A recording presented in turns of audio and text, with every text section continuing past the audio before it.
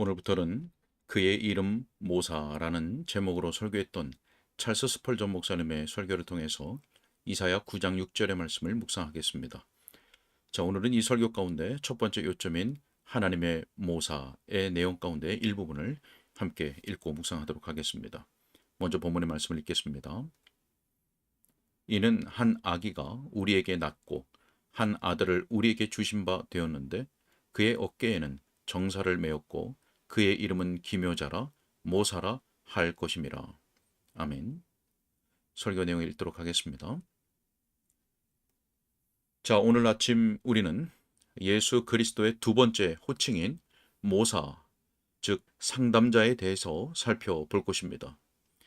당연히 이 호칭이 우리 주 예수 그리스도께 속하는 것임을 굳이 반복해서 말할 필요는 없습니다.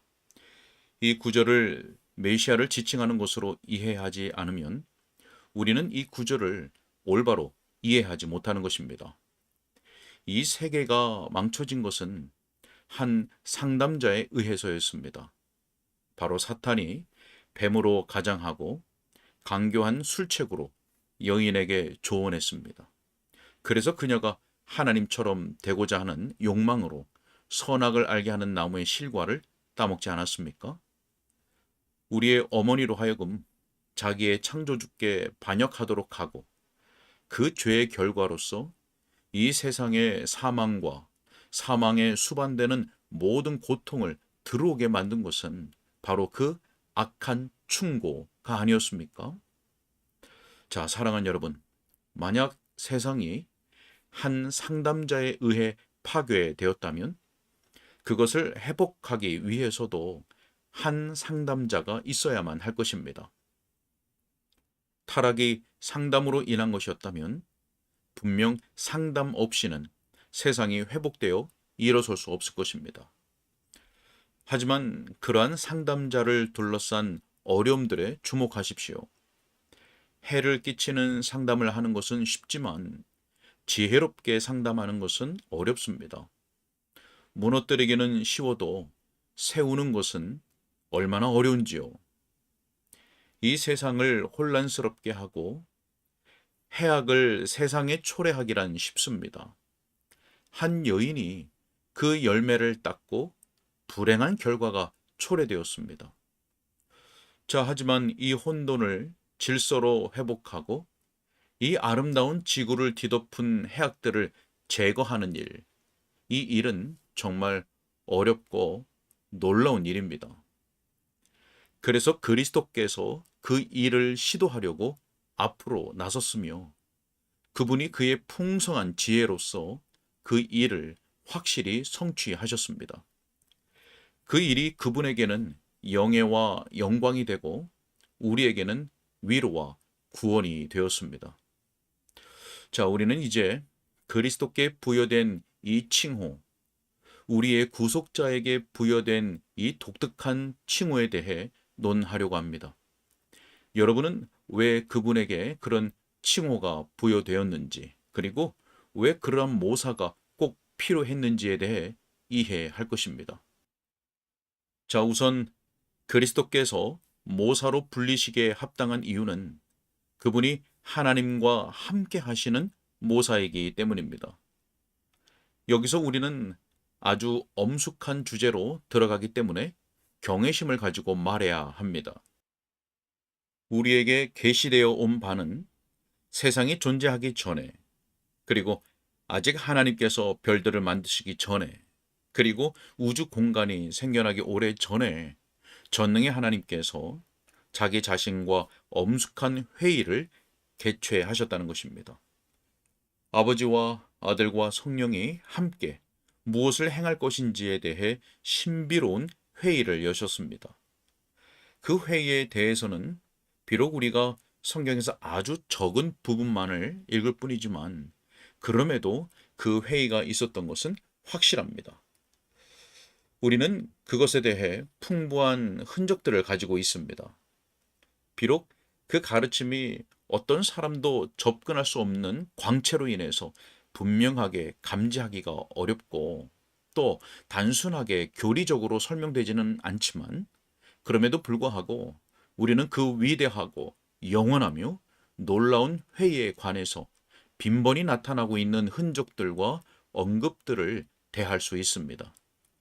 자, 그 회의는 세계가 시작되기 전에 삼위일체 하나님의 영광스러운 새 위격 사이에 개최된 것입니다. 자, 우리가 우리 자신에게 첫 번째 던지는 질문은 왜 하나님께서 회의를 개최하셨을까 하는 점입니다. 여기서 우리가 대답해야 하는 바는 하나님께서 회의를 여신 것은 그분의 지식의 어떤 결핍 때문이 아니라는 것입니다. 하나님은 처음부터 모든 것을 이해하십니다. 그분의 지식은 고상한 모든 지식의 총합이며 그 총합은 무한하고 또 우리가 고상하다고 여기는 모든 것을 무한히 능가합니다. 하나님은 우리가 미처 헤아릴 수 없는 생각들을 가지고 계시며 또 하나님은 죽을 인생이 결코 얻을 수 없는 지식을 가지고 계십니다. 또한 하나님께서 자문회의를 여신 것은 그분의 만족을 증대시키기 위해서도 아닙니다. 여러분, 때때로 사람들은 무언가를 하기로 결심하고서도 친구들의 조언을 구하려고 합니다. 그들은 이렇게 말합니다. 만약 그들의 조언이 나의 생각과 일치한다면 그것이 내 만족감을 더해줄 것이며 내 결심을 더욱 굳게 해주겠지. 자, 여러분, 하지만 하나님은 영원토록 자기 자신으로 만족하시는 분이며 그분의 목적을 흐리는 어떤 의심의 그림자에 대해서도 알지 못하십니다. 자, 그러므로 그 회의는 그런 식의 동기나 의도에 따라 개최된 것이 아니었습니다. 자, 또한 그것은 심사숙고의 관점에서 개최된 것도 아닙니다. 자, 사람들은 어려운 난제들로 뒤엉킨 한 가지 일을 생각하는데 몇 주나 또 몇 달, 때로는 몇 년씩 걸리기도 합니다. 그들은 많은 연구로 실마리를 찾아갑니다. 겹겹이 신비로 둘러싸인 문제에 대해서 그들은 한 겹 한 겹씩 벗겨내야만 비로소 꾸밈없이 드러난 영광스러운 진리를 발견합니다. 그러나 하나님은 그렇지 않습니다. 하나님의 심사숙고는 번개의 비침과도 같습니다. 그것은 마치 그분이 영원토록 숙고해 오신 것과 마찬가지로 지혜롭습니다. 그분이 마음에 품은 생각들은 비록 번개처럼 빠르다고 해도 우주 전체의 체계만큼 완벽합니다. 하나님께서 회의를 여신 것으로 표현되는 이유는 제 생각이 옳다면 이런 것입니다. 모사들이 많은 곳에 지혜가 있습니다. 분리되지 않는 삼위일체의 각 위격은 전제하시며 지혜로 충만하시기 때문에 영원한 삼위 하나님의 회의에서는 틀림없이 모든 지혜의 총합이 있었을 것이라고 우리는 생각해야 됩니다.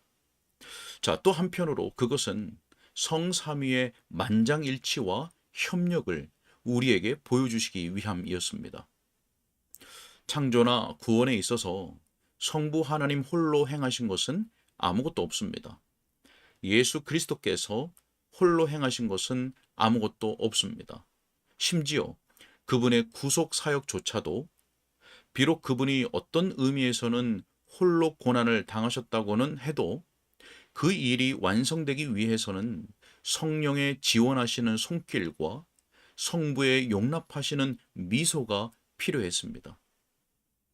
자, 여러분, 하나님은 내가 사람을 만들리라 라고 말씀하신 것이 아니라 우리가 우리의 형상을 따라 사람을 만들자라고 하셨습니다.